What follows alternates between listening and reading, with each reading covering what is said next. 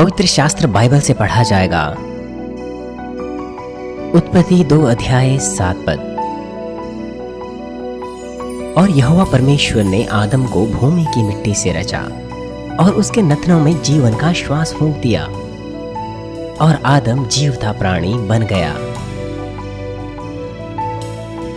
पहला यूहन्ना 3 अध्याय 9 पद। जो कोई परमेश्वर से जन्मा है वह पाप नहीं करता, क्योंकि उसका बीज उसमें बना रहता है, और वह पाप नहीं कर सकता क्योंकि परमेश्वर से जन्मा है। मनुष्य को आत्मा देने से पहले जीवन का बीज मरे हुए के समान रहता है। इस प्रकार से हृदय के अंदर आत्मा शांत रहती है, जिसमें कोई ताकत नहीं होती, और इसके बदले प्राण हृदय का संचालन करता है और हमारी देह शरीर की इच्छा के अनुसार कार्य करती हैं। इसीलिए क्योंकि आत्मा जो कि स्वामी है वो सक्रिय नहीं है, इसीलिए प्राण मन को संचालित करता है और शरीर की इच्छा अनुसार देह को चलाता है। इसीलिए परमेश्वर ने उत्पत्ति में कहा कि वो मनुष्यों के साथ सदा ना बना रहेगा, क्योंकि वे शरीर ही है। क्यों परमेश्वर ने ऐसा कहा कि वो मनुष्यों के साथ नहीं रहेगा, कि वे शरीर है? क्योंकि शारीरिक व्यक्ति शैतान के नियंत्रण में रहता है, लेकिन एक ऐसा प्राणी है जो मनुष्यों के प्राण को संचालित करता है, और वो शैतान है। आपको विश्वास से इस संदेश को सुनना है और एहसास करना है कि आपके शारीरिक विचार शैतान के नियंत्रण में रहते हैं। आपको यह नहीं कहना चाहिए कि बिल्कुल नहीं, मैं स्वयं ही अपने मन को नियंत्रित करता हूं। आपको एहसास करना चाहिए कि शैतान के द्वारा आप नियंत्रण में हैं।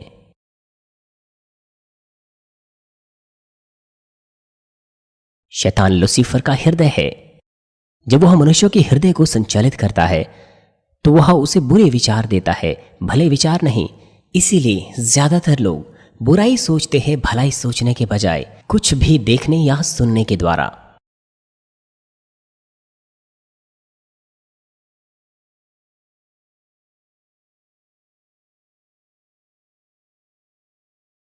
शैतान आपको प्रेम करने या क्षमा करने के लिए प्रेरित नहीं करता।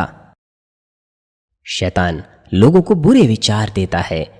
शैतान लोगों से जलन कराता है, ईर्ष्या कराता है, लोगों से दोष लगवाता है, निंदा कराता है, बैर करवाता है, बुरे विचार देता है। इसलिए बाइबल कहती है रोमियो में कि शरीर पर मन लगाना परमेश्वर से बैर रखना है, क्योंकि शैतान इन्हें नियंत्रित करता है। शत्रु, दुष्ट और शैतान परमेश्वर के विरुद्ध खड़े होते हैं। इसीलिए यह कितना भयानक है, शैतान के द्वारा नियंत्रण में रहना जो परमेश्वर के विरुद्ध है। शैतान आपको बैर के लिए उकसाते हैं और दूसरों के प्रति दुर्भावनाएं रखवाते हैं।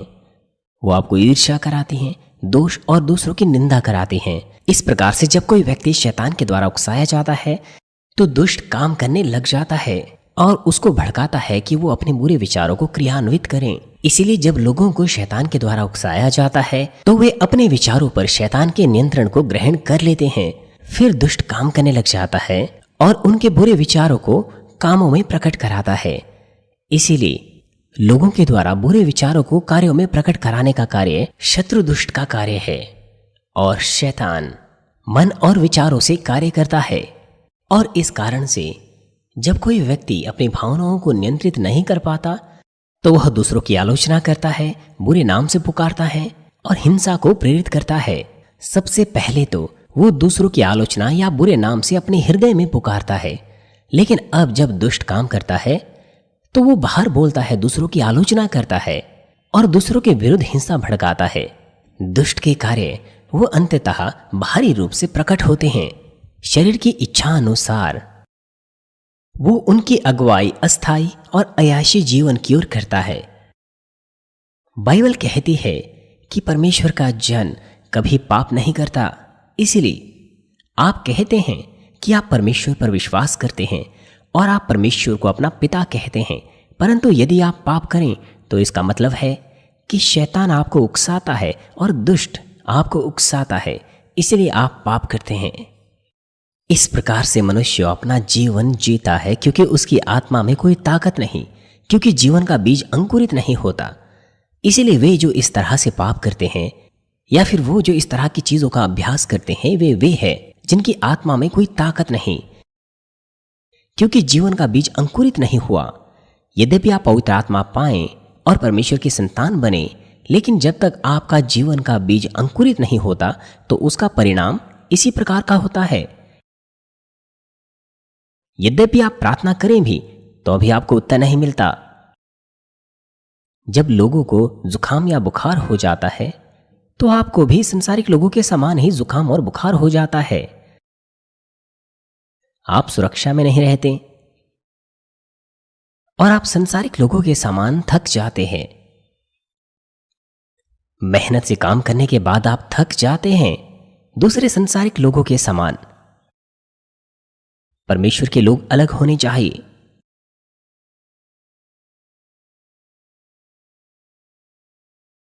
यद्यपि आप कहते हैं कि आप एक मसीही जीवन जी रहे हैं, लेकिन आप सिर्फ चर्च जाते हैं और एक शारीरिक विश्वासी जीवन जी रहे हैं, कोई आत्मिक तरीके से नहीं। आपके जीवन का बीज अंकुरित ही नहीं हुआ, इसीलिए आप कमजोर हैं। आप ऐसे ही हैं जैसे आप प्रभु को ग्रहण करने से पहले हुआ करते थे।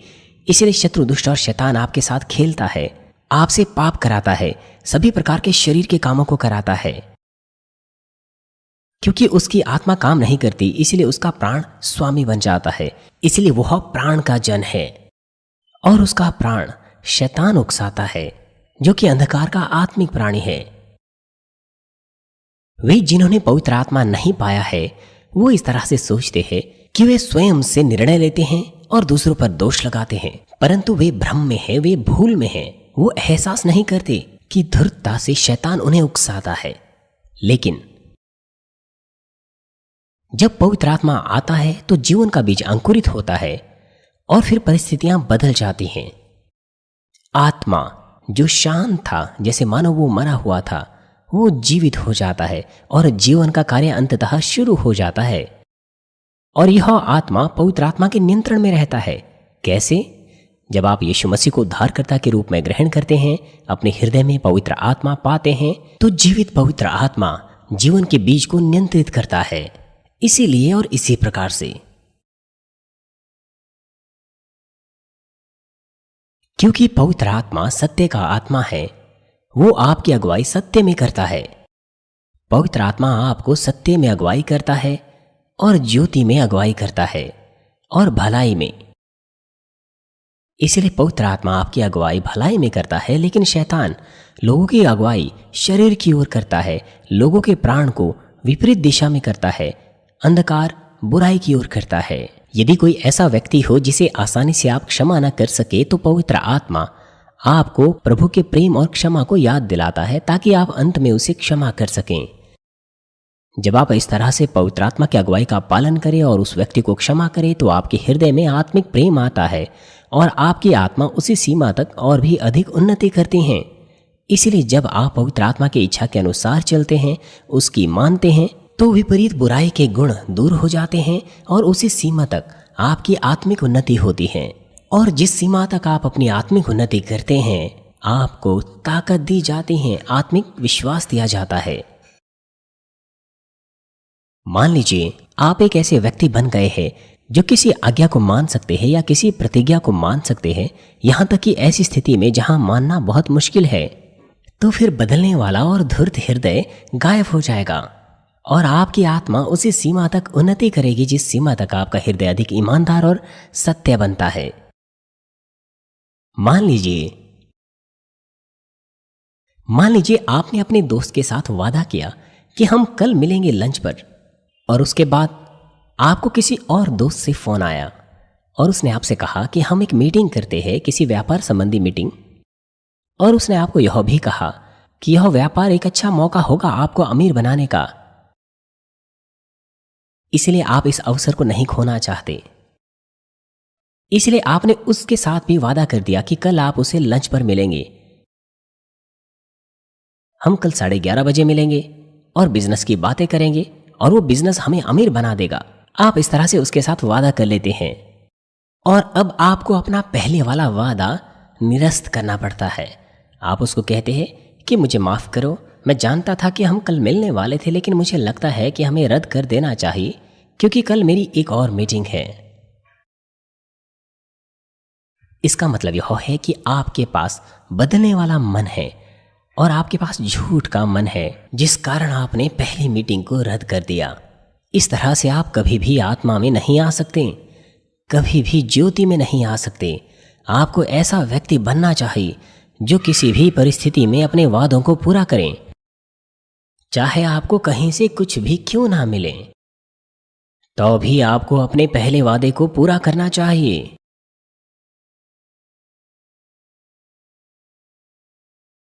जब आप इस तरह से करते रहेंगे बार बार बार बार, तो इस तरह से आप आत्मा में आ जाएंगे। ये तरीका है दूसरों के साथ भरोसेमंद और परमेश्वर के साथ भरोसेमंद संबंध स्थापित करने का। दूसरे शब्दों में, पवित्र आत्मा की अगुवाई में जिस सीमा तक आप परमेश्वर का वचन मानते हैं, तो आपके हृदय में आत्मा सक्रियता से उन्नति करेगा। जब आत्मा इस तरह से उन्नति करेगा और आपके हृदय में से बुराई गायब हो जाएगी, तो आपका हृदय आत्मा का हृदय बन जाएगा। इसलिए यदि आप पवित्र आत्मा की इच्छा में चले, चाहे छोटी हो या बड़ी चीजें हो, तो आपके अंदर की बुराई धीरे धीरे गायब हो जाएगी। वो आप में नहीं रहेगी, वरन खत्म हो जाएगी। अगर आप लगातार ऐसा करते रहेंगे, लगभग 1 महीने, 2 या आधा साल या 1 साल तक, तो अंततः तमाम बुराई गायब हो जाएगी। लेकिन समस्या यह है कि आप अपना मन बदल देते हैं। पहले या बाद में आप अपना मन बदल देते हैं, वादे तोड़ देते हैं। आपके पास इस तरह का कपटी मन है। इन चीजों के द्वारा आपका आत्मा में आना मुश्किल हो जाता है। उन्हें दूर किए बगैर आप आत्मा में नहीं आ सकते।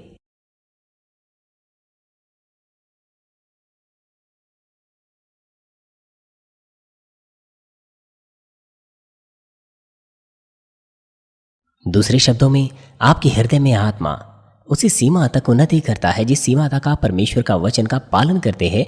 जैसे जैसे पवित्र आत्मा आपको प्रेरणा देता है, आपको इसे अपने मन में रखना है। जब आपकी आत्मा की उन्नति होती है, तो अंत में आपके हृदय की तमाम बुराई गायब हो जाएगी। तो हम कह सकते हैं कि आपके पास आत्मा का हृदय है। साथ साथ यदि आपका हृदय पूरी तरह से भलाई और प्रेम से भर जाए, तो आपका हृदय संपूर्ण आत्मा का बन जाता है। इसलिए जब आपका हृदय प्रेम और भलाई से भर जाता है, तो आपके पास संपूर्ण आत्मा का हृदय होता है। एक व्यक्ति जिसका हृदय आत्मा का हृदय या संपूर्ण आत्मा का हृदय बन जाता है, तो वो आत्मिक आयाम का प्राणी बन जाता है, चाहे वो इस शारीरिक संसार में क्यों ना हो, क्योंकि उसका मन आत्मा के नियंत्रण में रहता है। इसलिए कोई भी शारीरिक विचार किसी भी परिस्थिति में उसके ऊपर नहीं आते। वो केवल भलाई में सोचता है और सत्य में सोचता है। इसलिए जब आप भलाई में और प्रेम में देखते और सुनते हैं, तो कोई भी असत्य आपको सुनाई नहीं दे सकता। आपके आसपास के लोग असत्य की बातें करते हैं, लेकिन आपको सुनाई नहीं देता। ऐसी बहुत सी रहस्यात्मक चीजें हैं आत्मिक संसार में। आत्मा के गहरे स्तर में आने पर आप उन्हें जानेंगे। मान लीजिए गंदी बदबू आ रही है, अगर आप उसे सूंघना ना चाहें, तो आपको वो गंदी बदबू नहीं आती। यहां तक कि पाखाने में भी यदि आप उसे सूंघना ना चाहे, तो वो बदबू आपको नहीं आती। सुनने के साथ भी ऐसा ही है, असत्य आप में नहीं आएगा।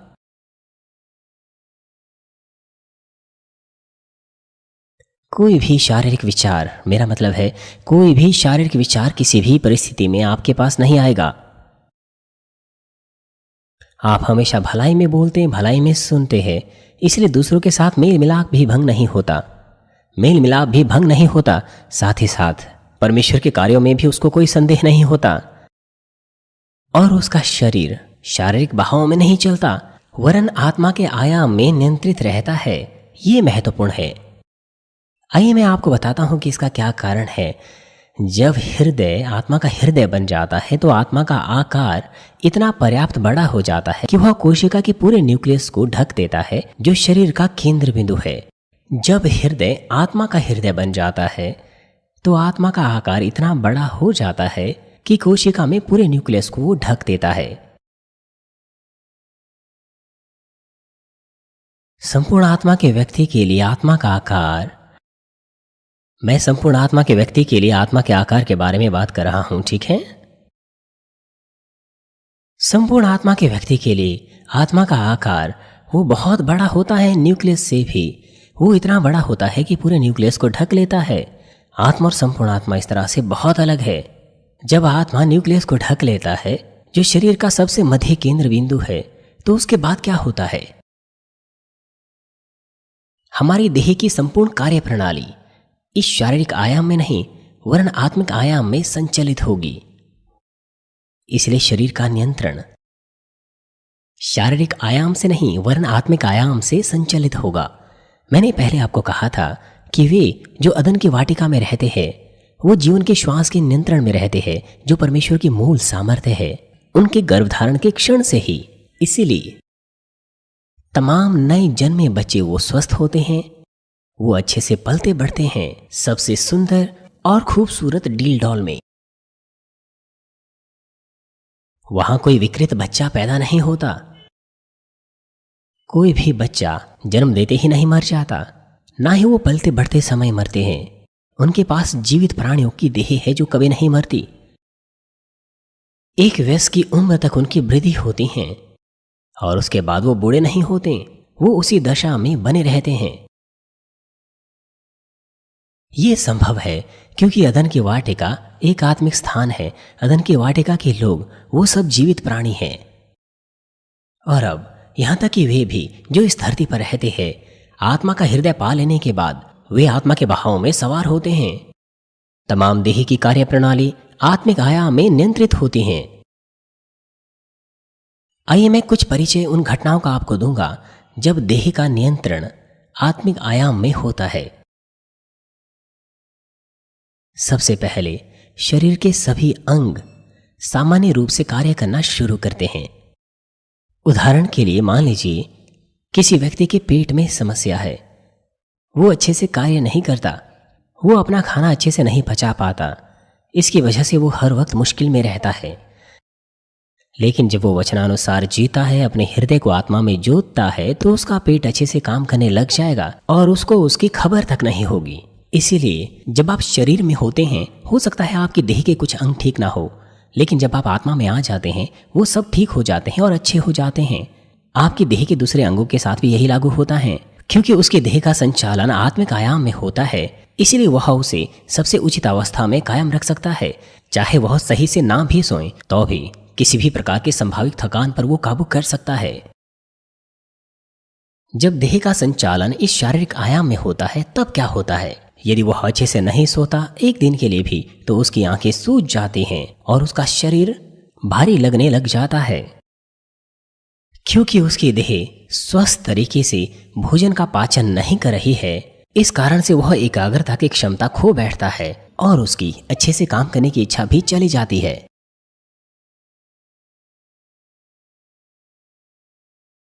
इसीलिए ऐसा कहा जाता है इस संसार में कि अच्छी नींद अच्छी दवा है और सही नींद तंदुरुस्त देह का लक्षण है।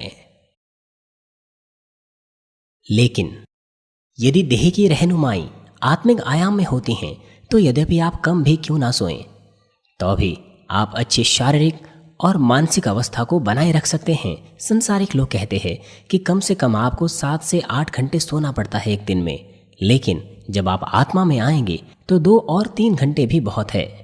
बिल्कुल भी नींद ना लेना क्यों ये संभव है? क्यों है ऐसा कि कम से कम आपको 2 से 3 घंटे सोना चाहिए? उसका कारण यह है क्योंकि आप इस शारीरिक संसार में रह रहे हैं। अगर आप बाद में स्वर्ग में जाएंगे, आपको कभी भी वहां सोना नहीं पड़ेगा, क्योंकि स्वर्ग आत्मिक संसार है। चाहे आप आत्मा का हृदय साथ भी लें, परंतु जब तक आप इस शारीरिक संसार में हैं, तो आप इस शारीरिक संसार के न्याय को अनदेखा नहीं कर सकते। मेरे मामले में मुझे ज्यादा फर्क नहीं पड़ता चाहे मैं कुछ दिनों तक ना भी सोऊं, लेकिन अगर मैं ज्यादा लंबे समय तक ना सोऊं तो ऐसा लगता है कि मैं तेजी से सोच नहीं पा रहा हूं सामान्य समय की तुलना में। इसलिए जब मैं बहुत दिनों तक नहीं सोता तो मुझे सही से पास्टर्स के नाम याद नहीं रहते। नाम मेरे सिर में है लेकिन सही से मुझे याद नहीं आते। मैं संदेशों को दे सकता हूं, क्योंकि संदेश पवित्र आत्मा की प्रेरणा में दिए जाते हैं। उनका याददाश्त से कोई लेना देना नहीं। इसीलिए अगर मैं 1 या 2 घंटे सो जाऊं तो जल्दी ही मैं ठीक हो जाता हूं और सामान्य हो जाता हूं तेजी से। जब नियंत्रित देह की रहनुमाई आत्मिक आयाम में होती हैं तो आप स्वस्थ रह सकते हैं अगर आप थोड़ा सा आवश्यक भोजन भी खाएं। शारीरिक लोग वो मीट खाते हैं और स्वस्थ रहने के लिए समय समय पर आरोग्यजनक भोजन ढूंढते रहते हैं। परंतु अवसर ऐसा हो सकता है कि कुछ लोग जो इस तरह का स्वस्थ भोजन खाते हैं वो भी बीमार हो जाते हैं। जब देह के नियंत्रण की रहनुमाई आत्मिक आयाम में होती हैं तो यद्यपि आप बुनियादी भोजन क्यों ना ले तो भी स्वस्थ रह सकते हैं। और यह मरकुस 1:6 पद में लिखा है कि यूहन्ना बपतिस्मा दाता जो प्रभु का मार्ग तैयार कर रहा था वो टिड्डियां और वन मधु खाया करता था। वो केवल टिड्डियां और वन मधु खाया करता था जब तक कि उसका समय आ ना गया। यूहन्ना बपतिस्मा दाता वो जंगल में रहता था और अपने भविष्य की सेवकाई की तैयारी कर रहा था, और क्योंकि जंगल में भोजन प्राप्त करना मुश्किल था इसलिए वो टिड्डियां और वन मधु खाया करता था तो भी स्वस्थ था। कोई भी उसकी मदद करने के लिए नहीं था। वो केवल परमेश्वर से प्रार्थना करता था और प्रभु के आने का मार्ग तैयार कर रहा था और केवल टिड्डियां और वन मधु खाया करता था उन दौरान। दानियल और उसके 3 दोस्तों के विषय में क्या है? जब बंधुआ बनाकर उन्हें बाबुल ले लिया गया और वहां पर वो भवन में रहते थे और ऐसी परिस्थिति का उन्होंने वहां पर सामना किया जहां पर उन्हें राजा की मर्जी का खाना खाना था और पानी पीना था, और इस डर से कि कहीं उन्हें ऐसा खाना ना खाना पड़े जो मूर्तियों के आगे चढ़ाया हो, या फिर ऐसा खाना जिसे परमेश्वर ने खाने पर प्रतिबंध लगाया हुआ है। इसलिए दानियल ने वहां के अध्यक्ष से कहा कि उन्हें केवल पानी और सब्जियां दें, और उस अध्यक्ष ने उसकी सुनी और यह भी कि वो जांच करेगा और उस जांच के आधार पर निर्णय लेगा। और वह अध्यक्ष ऐसे ही उसकी नहीं सुन सकता था, क्योंकि अगर वो लड़के बीमार हो जाते, कमजोर हो जाते तो यह उसकी जिम्मेदारी बन जाती, इसलिए वो उनकी नहीं सुन सकता था। परंतु उन लड़कों ने उससे कहा कि 10 दिनों तक उनकी जांच करें। दानियल 1:15 और 16 पद कहता है, 10 दिन के बाद उनके मुंह राजा के भोजन के खाने वाले सब जवानों से अधिक अच्छे और चिकने देख पड़े। उनके मुंह दूसरे लड़कों से बेहतर दिख रहे थे जिन्होंने राजा की मर्जी का भोजन किया था, और वो उनसे मोटे भी हो गए थे। इसीलिए वो जो मुखिया था, अध्यक्ष था, वो निरंतर उन्हीं की मर्जी का खाना उन्हें देता रहा, और वही दाख मधु जो उन्हें चाहिए था, और लगातार उन्हें साग पात देता रहा। इसी प्रकार से यदि देह की नियंत्रण की रहनुमाई आत्मिक आयाम में होती हैं तो यद्यपि आप केवल साग पात ही क्यों ना खाएं तो भी आप स्वस्थ रह सकते हैं। दानियल और उसके 3 दोस्त पहले से ही आत्मा के लोग थे, इस प्रकार से वो किसी बात से नहीं डरते थे। ये लड़के उन्होंने परमेश्वर का वचन माना और परमेश्वर की व्यवस्था का पालन किया। आप वास्तविकता में आरोग्यजनक भोजन नहीं ढूंढते, परंतु यहां तक कि आत्मा का जन भी उसे भी शरीर के क्रम का उल्लंघन नहीं करना चाहिए, क्योंकि आत्मा के जन में अपने आप को नियंत्रित करने की योग्यता होती है। इसलिए वो ज्यादा नहीं खाता, चाहे भोजन कितना ही स्वादिष्ट क्यों ना हो। जब उसे लगता है कि अब हो गया है तो वो खाना रोक देता है। वो दबाव में नहीं खाता है। तो भी अगर वो लंबे समय तक ना खाएं तो ऐसा हो सकता है कि उसका शरीर कमजोर पड़ सकता है। हम स्वर्ग में बिना खाए रह सकते हैं, लेकिन इस शारीरिक संसार में हमें कम से कम पोषक तत्वों को लेना होता है। खास तौर पर जब आप लंबे समय के उपवास में चले जाते हैं, जैसे कि 21 दिन या 40 दिनों के उपवास में, तो परमेश्वर आपको स्वर्ग से जीवन का श्वास देता है ताकि आप जिंदा रह सकें। इस कलीसिया के काफी सदस्यों ने 40 दिनों तक का उपवास किया और वे सब के सब सुरक्षित रहे, कोई भी नहीं मरा। और इसके साथ साथ अगर आप उचित वसूली भोजन खाएं तो आपकी देह कुछ ही दिनों में ठीक हो सकती है। और यदि देह पर नियंत्रण का संचालन आत्मिक आयाम में होता है तो दूसरा, रोगाणु और विषाणु आप में प्रवेश नहीं कर सकते। कोई भी रोगाणु और विषाणु आप में प्रवेश नहीं कर सकते। और यदि कोई रोगाणु और विषाणु आप में आ भी जाएं तो वो आपको हानि नहीं करते। लाक्षणिक रूप से कहूं तो ये ऐसा है जैसे जब कोई बाहरी तत्व किसी भट्टी में डाला जाता है तो वो तुरंत ही जल जाता है या पिघल जाता है और खत्म हो जाता है। इसी प्रकार से आत्मा के जन या संपूर्ण आत्मा के जन की देह परमेश्वर की सामर्थ्य से घिरी होती हैं। इसलिए इस तरह की देह में कोई बीमारी नहीं आ सकती।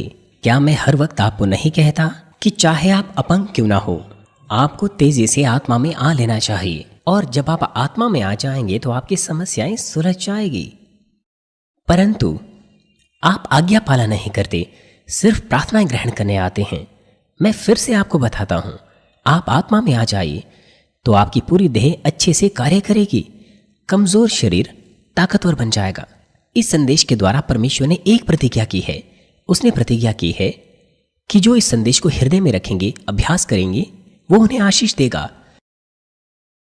परमेश्वर उसे आशीष देगा कि उसका अच्छा स्वस्थ रहे। मान लीजिए आपके पैरों में ताकत नहीं, आप अच्छे से नहीं चल सकते, लेकिन अगर आप इस संदेश को सुने, अभ्यास करें, इसे माने, आत्मा और संपूर्ण आत्मा में आए, तो परमेश्वर आपको ताकत देगा कि आप तेजी से ठीक हो जाएं। परमेश्वर कह रहा है कि इस संदेश के बाद आप बहुत सी गवाहियां सुनेंगे, केवल स्वास्थ्य की आशीष ही नहीं वरन आर्थिक आशीष भी। जब आप आत्मा में आ जाते हैं तो असंभव संभव हो जाएगा। ये कुछ ऐसा नहीं जो आप स्वयं से पा सकें, वरन यह परमेश्वर है जो यह सब आपको देगा।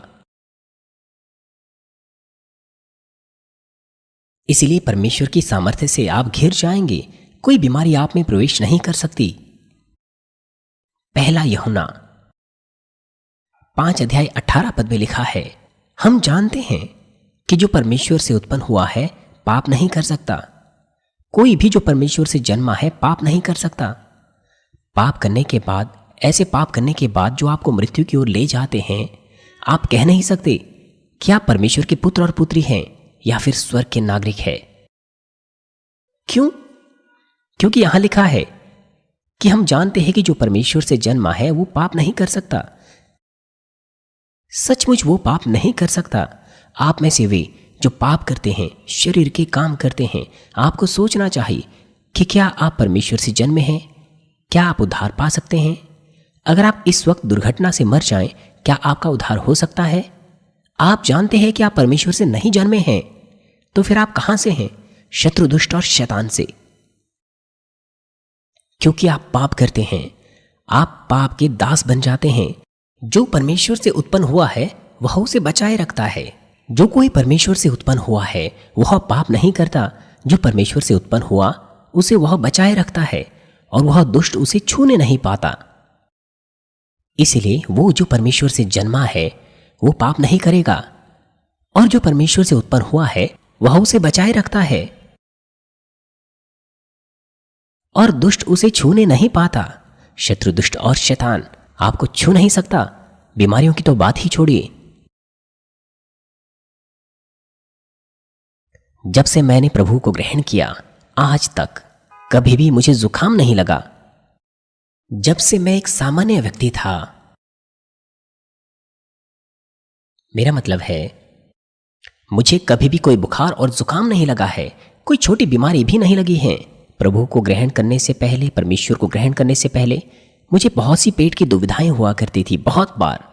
परमेश्वर और प्रभु को ग्रहण करने के बाद वो फिर से मुझे कभी नहीं हुई है। कोई त्वचा रोग भी नहीं हुआ। हाल ही में मेरी आंखें लाल हो गई थी, लेकिन वो बीमारी नहीं थी और ना ही वो कोई संक्रामक बीमारी थी। परमेश्वर ने कहा था कि यह इसीलिए हुआ कि मेरी आंखें और भी उज्जवल बन जाएं। जैसा परमेश्वर ने कहा था वैसे ही मेरी आंखें बेहतर हो गई। क्या आप इस वक्त नहीं देख पा रहे? इसलिए मेरे शरीर को बेहतर और स्वस्थ बनाने के लिए इस तरह की चीजें मेरे साथ हुई। इसके अलावा कोई भी बीमारी मेरे अंदर नहीं आई है। पिछले 28 सालों से आपने इसे देखा है।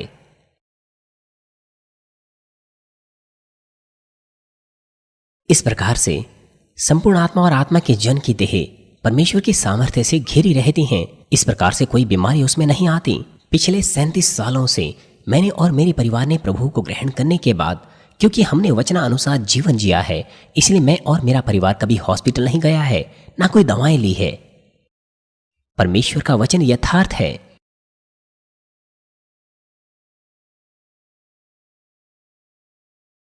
इसके साथ साथ संपूर्ण आत्मा का जन जहर भी पी लें तो भी उसकी हानि नहीं होती।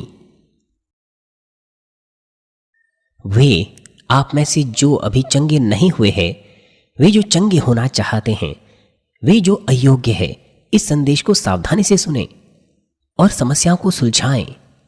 यदि परमेश्वर कार्य करें तो क्या है ऐसा जो ना सुलझ सके? लेकिन समस्या यह है कि परमेश्वर के सम्मुख आपने पाप की दीवार खड़ी की है, और जब परमेश्वर आपको कहता है कि आप आत्मा में आए, संपूर्ण आत्मा में आए, आप पालन ही नहीं करते। आत्मा में आए बिना सिर्फ प्रार्थनाओं को ग्रहण करने से सब कुछ का समाधान नहीं हो सकता। साथ ही साथ संपूर्ण आत्मा का जन जहर भी पी लें तो भी उसकी हानि नहीं होती। हालांकि यह वो मामला है जब वह इसे इच्छा से नहीं वरन अपनी इच्छा के विरुद्ध पीता है या फिर गलती से पीता है तो। क्योंकि आपने सुना है कि जहर आपको नुकसान नहीं करेगा, आप इसे अपने ऊपर ना परखें, नहीं तो आप कोई सुरक्षा नहीं पाएंगे वरन मर जाएंगे। लेकिन यदि आप जहर पिए किसी दूसरे के दबाव के कारण या गलती के कारण, तो फिर आप सुरक्षा पाएंगे, आप मरेंगे नहीं। उदाहरण के लिए प्रेरितों के काम 28 अध्याय में एक घटना है जहां पर एक सांप पौलुस के हाथों में लिपट जाता है, और वहां के लोग जो उस सांप के बारे में जानते थे वो सोच रहे थे कि प्रेरित पौलुस या तो सूज जाएगा या अचानक से मर जाएगा। लेकिन प्रेरित पौलुस को कुछ नहीं हुआ। जब देह पर नियंत्रण का संचालन आत्मिक आयाम में होता है, तीसरा, आप बूढ़े नहीं होते वरन आप अपनी जवानी को वापस पा सकते हैं। इसलिए जब आप आत्मा में आ जाते हैं तो बुढ़ापा रुक जाता है। बहुत से वर्षों के गुजर जाने के बाद मैं सोचता हूँ थोड़ा सा बुढ़ापा आ जाता है, थोड़ा सा। इसलिए मैं सोचता हूँ बुढ़ापा धीरे हो जाता है, बुढ़ापे की प्रक्रिया धीमी हो जाती है। जिस क्षण से आप आत्मा का हृदय साथ लेते हैं और जैसे ही आत्मा कोशिका के न्यूक्लियस को ढक देता है तो शरीर का बुढ़ापा नहीं होता है।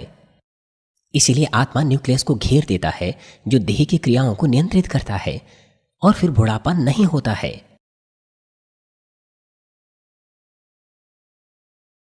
इसीलिए ये बेहतर है कि जब आप जवान हो तभी आत्मा में आए, बजाय इसके कि आप 50 या 60 की उम्र में आत्मा में आए।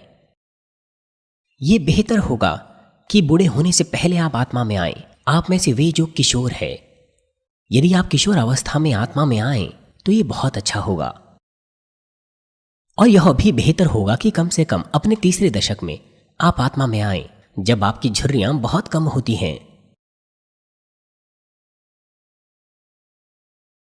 इसलिए यह बेहतर है कि आप अपनी युवा अवस्था में आत्मा में आए।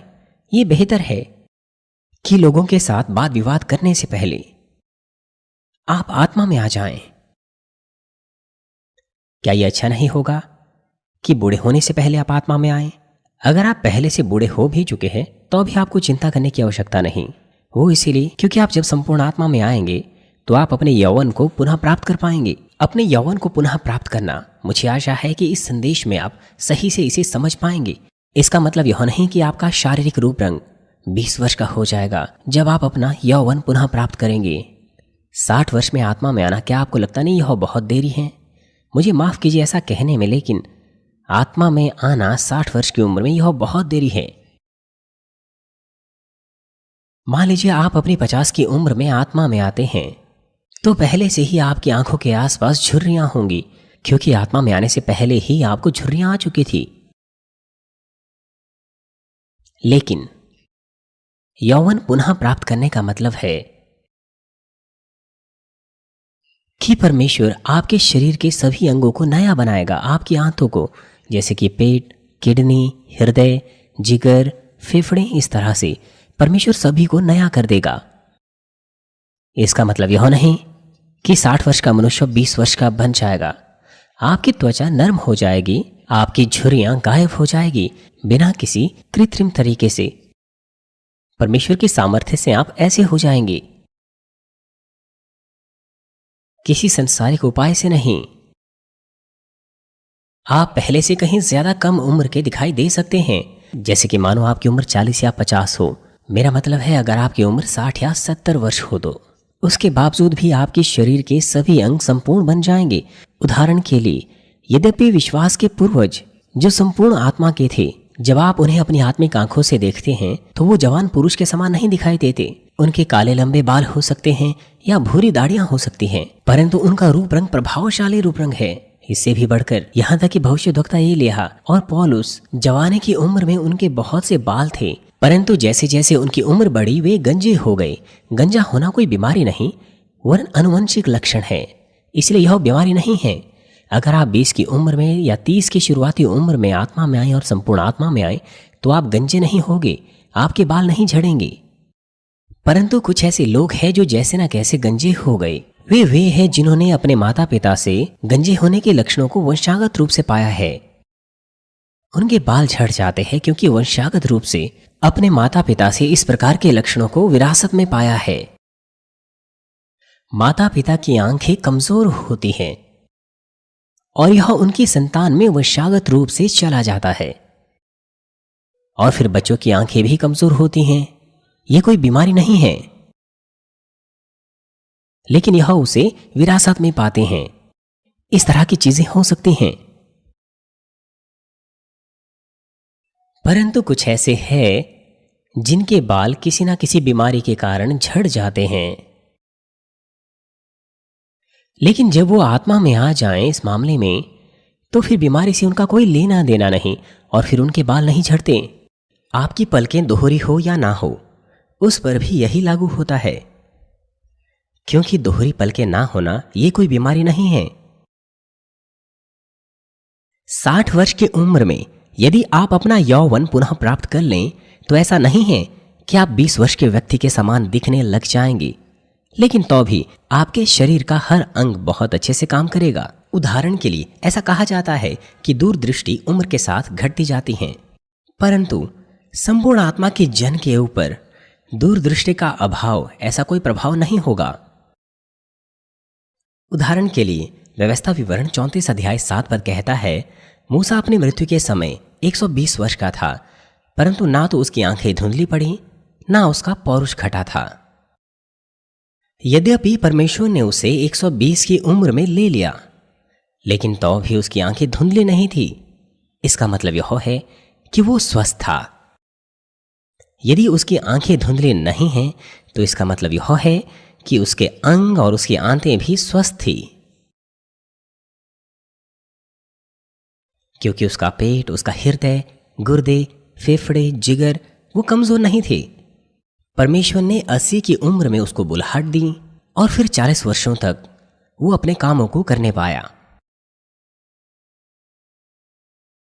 80 की उम्र में परमेश्वर ने मूसा को बुलाया था कि इस्राएलियों को मिस्र से बाहर निकालें, और उसके बाद 40 वर्षों तक वो जंगल में रहा। क्योंकि वो 20 लाख लोगों का मुखिया था, इसीलिए एक दिन भी आराम करने का मौका उसे नहीं मिला। लेकिन व्यवस्था विवरण 34 अध्याय 7 पद निश्चित रूप से कहता है कि यद्यपि 120 की वर्ष में मूसा मरा, लेकिन तो भी उसकी आंखें धुंधली नहीं थी, ना उसका पौरुष घटा था। 120 की उम्र में भी दूरदृष्टि का कोई प्रभाव मूसा के ऊपर नहीं था, वो स्वस्थ था। और इसका कारण गिनती 12 अध्याय 3 पद में पाया जाता है, जहां परमेश्वर स्वयं कहता है, मूसा तो पृथ्वी भर के रहने वाले मनुष्यों से बहुत अधिक नम्र स्वभाव का था। पृथ्वी भर में रहने वाले मनुष्यों से सबसे अधिक नम्र स्वभाव का था। यह दिखाता है कि वो कितना अधिक नम्र था। बाइबल ये भी कहती है कि वो परमेश्वर के सारे घराने में विश्वास योग्य रहा। आपके विषय में क्या है? बिना किसी बुराई के आप भी नम्र बनिए, तो आप इस प्रकार के हो जाएंगे। बिना किसी प्रकार की बुराई के संपूर्ण आत्मा में आ जाइए, तो कोई भी बीमारी आपके ऊपर नहीं आएंगी। सारे अंग, सारी आंतें वो अच्छे से कार्य करेंगी बिना किसी वृद्धावस्था के, बल्कि आपको आपका यौवन बिना किसी वृद्धावस्था के पुनः प्राप्त होगा। दूसरे शब्दों में, मूसा का शरीर आत्मा के आयाम के वश में था, क्योंकि वो संपूर्ण आत्मा में आ गया था। और अब शरीर के कार्यों का संचालन करने वाले कोशिका न्यूक्लियस को जब आत्मा ढांक लेता है, तो फिर वृद्धावस्था क्यों नहीं आती? कोशिका न्यूक्लियस में होने वाली घटना के हवाले से मैं आपको इस बात को बताता हूं। मैंने आपको कहा था कि एक व्यक्ति की कोशिका न्यूक्लियस के अंदर क्रोमोसोम अर्थात गुणसूत्र पाया जाता है, जिसमें उसकी तमाम आनुवंशिक सूचनाएं होती हैं। और इस क्रोमोसोम में, जिसको हम गुणसूत्र भी कहते हैं, जब इसमें कोशिका विभाजन होता है तो इसका अंतिम छोर या सिरा अलग हो जाता है। और गुणसूत्र का यह अंतिम सिरा, इसको हम अंतखंड कहते हैं या टेलोमियर कहते हैं। आमतौर पर मनुष्यों के शरीर में जब कोशिकाओं में कोशिका विभाजन 50 से 100 बार होता है तो टेलोमियर, जिसे हम अंतखंड कहते हैं, वो टुकड़े टुकड़े हो जाते हैं। इस वजह से कोशिका में कोशिका विभाजन नहीं हो पाता और अंत में वो कोशिका मर जाती हैं। और इसका एक विकार भी होता है जिसे प्रोजेरिया कहा जाता है। दूसरे शब्दों में हम अकाल जर्रा कह सकते हैं या फिर बुढ़ापे का समय से पहले आ जाना, जो एक आनुवंशिक अवस्था होती है जहां पर बुढ़ापे के लक्षण शुरुआती उम्र में ही दिखाई देते हैं।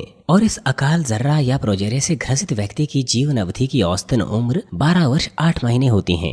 वे जो जन्म से ही प्रोजेरिया से ग्रसित होते हैं, उनका अंतखंड या टेलोमियर स्वभाव से ही छोटा होता है। इसलिए हम देख सकते हैं कि टेलोमियर या अंतखंड की लंबाई एक व्यक्ति के जीवन काल या उसके बुढ़ापे से नजदीकी संबंध रखती है।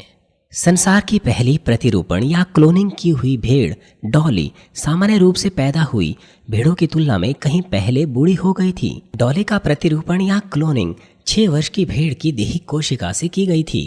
इसीलिए डॉली के अंदर 6 वर्ष की भेड़ का क्रोमोसोम या गुणसूत्र था। क्योंकि डॉली के क्रोमोसोम का अंतखंड या टेलोमियर दूसरी भेड़ों से छोटा था, इसलिए उसका जीवन काल भी छोटा था। जो भी है, हमारे शरीर की कोशिकाओं में कुछ ऐसी कोशिकाएं हैं जिसमें निरंतर कोशिका विभाजन होता है। उदाहरण के लिए हमारे सिर के बालों में, हमारे नाखूनों में वो बढ़ते जाते हैं, यहां तक कि आप बूढ़े भी हो जाएं, वो बढ़ते जाते हैं, बार बार वो बढ़ते हैं। इसके साथ साथ कैंसर की कोशिकाएं भी नहीं मरती, वरन उनमें भी कोशिका विभाजन बना रहता है। और इन कोशिकाओं में जो सामान्य गुण है वो यह है कि उनके क्रोमोसोम का या गुणसूत्र का अंतिम सिरा या छोर छोटा नहीं होता, कम नहीं होता। और यह संभव है क्योंकि यह कोशिकाएं ऐसे एंजाइम में बनती हैं जिसकी मदद से कोशिका का छोटा टेलोमेयर या अंतखंड ठीक हो जाता है, और इसे एंजाइम टेलोमेरेज कहते हैं। इसलिए अगर आप कैंसर से चंगाई पाना चाहते हैं तो आपको क्या करना है? सिर्फ यह कि कैंसर की कोशिकाओं को इन एंजाइम को पैदा करने से रोकना है, जिसे टेलोमेरेज कहते हैं। और दूसरी तरफ यदि आप बुढ़ापा रोकना चाहते हैं तो आप इन एंजाइम को उचित मात्रा में बनाने के द्वारा रोक सकते हैं। और 2009 में कुछ वैज्ञानिकों ने फिजियोलॉजी और मेडिसिन में टेलोमेयर और टेलोमेरेज के आविष्कार के लिए नोबेल प्राइज जीता था, क्योंकि यह बुढ़ापे को रोकने या कैंसर का समाधान हो सकता है। और इस अध्ययन के आधार पर कैंसर विरोधी दवाएं भी बनाई गई, लेकिन इसके अच्छे प्रभाव के साथ बहुत बुरे दुष्प्रभाव भी थे। यहाँ तक कि वो दवाएं किसी विशेष कोशिका पर डाली जाती है जिसमें सक्रिय कोशिका विभाजन होता है, जैसे कि कैंसर में होता है, तो यह न केवल कैंसर की कोशिकाओं को मारती हैं, वरन उन कोशिकाओं को भी मारती हैं जिससे बाल बनते हैं, अंगूठियों के नाखून और पैरों के नाखून बनते हैं। इसी कारण से जो मरीज कैंसर का इलाज कराते हैं उनमें यह दुष्प्रभाव दिखते हैं, जिसमें उनके बाल झड़ जाते हैं, हाथ और पैरों के नाखून।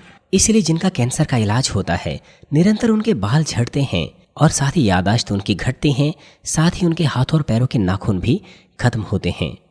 लेकिन अगर परमेश्वर कार्य करें तो परमेश्वर की सामर्थ्य की ज्योति शुद्धता से कैंसर की कोशिका के ऊपर ही कार्य करती हैं। यदि कैंसर के सेल को टेलोमेरेज को पैदा करने से रोका जाए तो कैंसर की कोशिका स्वाभाविक तौर पर मर जाएगी। और इससे भी बढ़कर यदि बुढ़ापे की कोशिकाओं के ऊपर टेलोमेरेज को सही से बनाने का दबाव हो तो इससे बुढ़ापा रुक सकता है। जैसे जैसे आप बूढ़े होते हैं तो आपके चेहरे पर झुर्रियां आ जाती हैं और आपकी त्वचा का लचीलापन खत्म हो जाता है। लेकिन जब आप आत्मा में आ जाएं तो आपकी झुर्रियां गायब हो जाएगी। यदि आप संपूर्ण आत्मा में आएं तो बारीक झुर्रियां वो भी गायब हो सकती हैं। इसीलिए हो सकता है बड़ी झुर्रियां वो रह जाएं, लेकिन बारीक और छोटी छोटी सारी झुर्रियां गायब हो जाएगी, त्वचा नरम हो जाएगी। यदि आप 40 की उम्र में संपूर्ण आत्मा में आ जाएं तो आपकी त्वचा 20 की उम्र के समान हो जाएगी। परंतु वे जो संपूर्ण आत्मा में 50 या 60 की उम्र में आएंगे तो उनकी त्वचा नरम हो जाएगी, लगभग 10 या 20 वर्ष पहले के समान। वो कोशिकाएं जो आपकी त्वचा को बनाती हैं वो कोशिकाएं सक्रिय हो जाएगी। इससे आपकी त्वचा और भी अधिक लचीली और नरम हो जाएगी, क्योंकि आपकी त्वचा वो बूढ़ी नहीं होती, इसलिए वो त्वचा कहीं ज़्यादा लचीली होगी। वे लोग जो ब्यूटी सैलून में काम करते हैं वे कहते हैं कि वे जो बूढ़े हैं उनकी त्वचा का लचीलापन खत्म हो जाता है, लेकिन आपको चिंता करने की आवश्यकता नहीं, क्योंकि आपकी त्वचा वो कहीं ज़्यादा नर्म हो जाएगी और कहीं ज़्यादा लचीली हो जाएगी। आपकी त्वचा और भी जवान और बेहतर हो जाएगी। जैसे कि कहा गया, आप बूढ़े नहीं होंगे और साथ ही आप अपने यौवन की परिपूर्णता पा सकते हैं जब आप संपूर्ण आत्मा में आए। आइए संदेश पर सोचते हुए साथ मिलकर प्रार्थना करेंगे।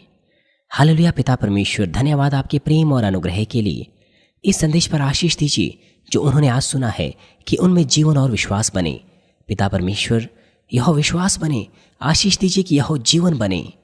उन्हें आशीष दीजिए कि वे आत्मा में और संपूर्ण आत्मा में तेजी से आएं, ताकि वे बुढ़ापे से बाहर निकल सकें और वे अपने यौवन को पुनः पा सकें। पिता परमेश्वर, कृपया उन पर कार्य कीजिए ताकि उनके तमाम अंग, तमाम आंतें नई हो जाएं और वो आपके सामर्थ्य और अनुग्रह पाएं। उन्हें आशीष दीजिए ताकि उनकी निर्बलताएं सामान्य हो जाएं और बलवंत हो जाएं। पिता परमेश्वर, आपका धन्यवाद। हमारे प्रभु यीशु मसीह के नाम से मैं प्रार्थना करता हूँ, आमीन।